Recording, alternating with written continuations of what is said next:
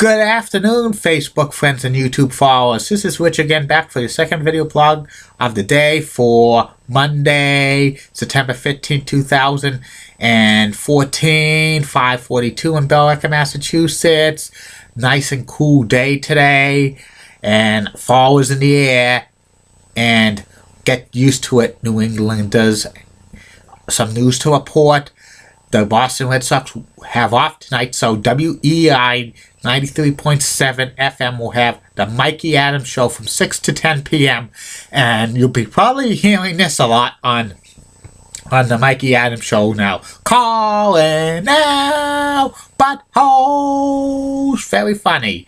And also, from Fox Sports, Gus Johnson has stepped down as the lead play-by-play voice of Fox Sports coverage of soccer. He wants to devote more time to college basketball and college football, and he says soccer didn't have any time to be for him. And the Fox has the 2018 World Cup of Soccer, and I bet you 2-1 Joe Buck will be the lead play-by-play announcer for the soccer coverage on Fox. And that's about it on that. My next subject is about the classic television sitcom Benson. Benson was a sitcom on ABC that lasted 7 seasons, from September 13th, 1979 to April 19th, 1986, produced by Paul Hill, Tony Thomas, and Susan Harris, who also produced several classic sitcoms like Soap, Empty Nest, and The Golden Girls, among others. Benson was a character on Soap as the Tate's butler, so it was spun off from Soap. And the series was Benson was head of household affairs of Governor Gatling, who was played by James Noble. Gatling was cousins to Jessica Tate and Mary Campbell, who were sisters on Soap. And the show revolved around Benson's housekeeping and fights with the German cook, who was Kraus, who was played by Inga Swetson. She had a German accent, but she wasn't German in real life. Also in Benson was Misty Gold as Kay Gatling, Governor Gatling's daughter, and Louis J. Stadlin as John, who was the governor's chief of staff in the first season, and also Caroline McWilliams as Marcy Hill, the governor's Gatling's secretary for the first 2 seasons. And also joining the cast in later seasons for the second season was Renee Jonas.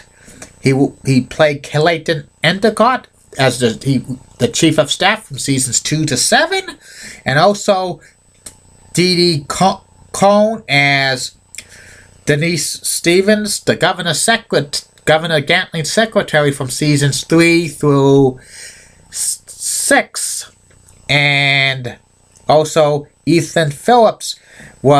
Phillips became the Governor Gatling's secretary. The character was Pete Dowling, who was played by Ethan Phillips. He came in at season 2 and lasted through season 6.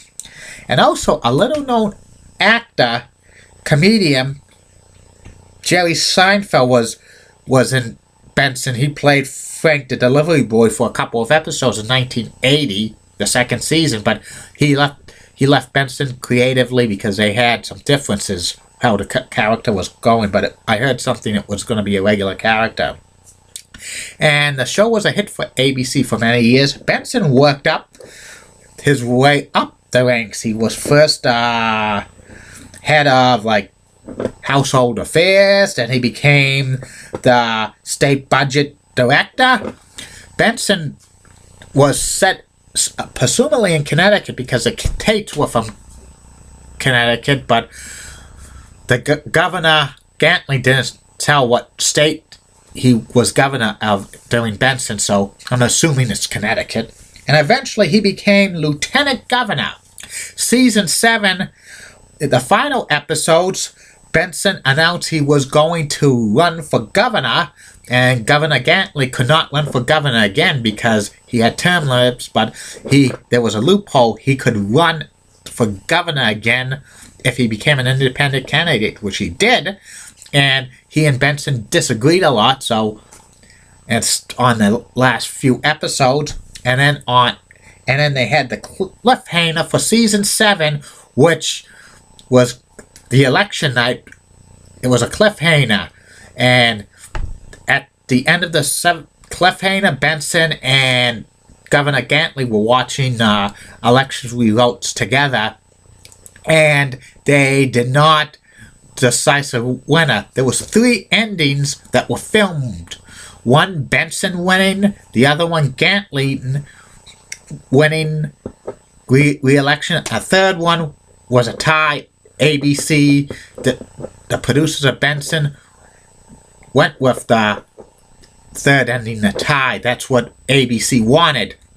And Benson was going to be renewed for an 8th season, but ABC at the last minute canceled Benson. And if Benson went on for season 8, that Benson was going to be senator with Gantley winning, but eventually the storyline would have had Benson eventually becoming governor on season 8 if there was a season 8. And Benson had high ratings on ABC for many years, but I don't know why they decided to cancel the show after season 7, because that was a good cliffhanger. That should have been, they should have had season 8, and the show was very popular, very funny. This Benson lasted 158 episodes, which is pretty amazing, and it should have lasted at least 2 to 3 more years to see if Benson could become governor of whatever state the show was set at. Presumably it's Connecticut, because the Tate family was from Connecticut. And reruns of Benson were shown first on in syndication for many years in Boston on WLVI-TV 56. Also, Benson was shown in reruns as well on WMUR-TV 9 in Manchester, New Hampshire, part of the Boston television market. And I also saw Benson reruns on WPIX-TV Channel 11 in New York, because back in the 80s and early 90s, WPIX could be seen in many cable systems throughout the Northeast, including New England. And Benson appeared on reruns of Benson appeared on cable on BET in the 90s and TV Land, and it's been on and off Antenna TV schedule since 2011, but I think it'll probably be back on Antenna TV schedules before long, which I hope Antenna TV gets carried in Boston next year, because there's going to be an opening for WBIN 50.2, so hopefully Antenna TV could come in so people in Boston area could see reruns of Benson again.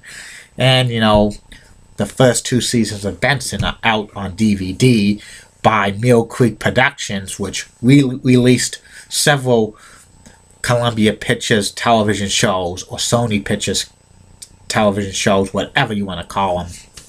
And that's about it on the television show Benson. I'll be back with my third and final video blog of the night about the late, great, legendary baseball and football Hall of Fame announcer Jack Buck, and some previews for upcoming video blogs on. I have the top 10 of certain stuff. The next four top 10 lists will be, this is a preview, folks, the 10 best NWA WCW World Champions, and then the top 10 WWE champions of all time, and then the top 10 best NWA WCW United States champion of all time. I'm not going to include WWE US champions from 2003 on, because that's the US title. To me, it's really is focused on the NWA and WCW. And I'm going to top it all off with the 10 best WWE Intercontinental Champions of all time. I'll see you tonight, Facebook friends and YouTube followers. Bye now.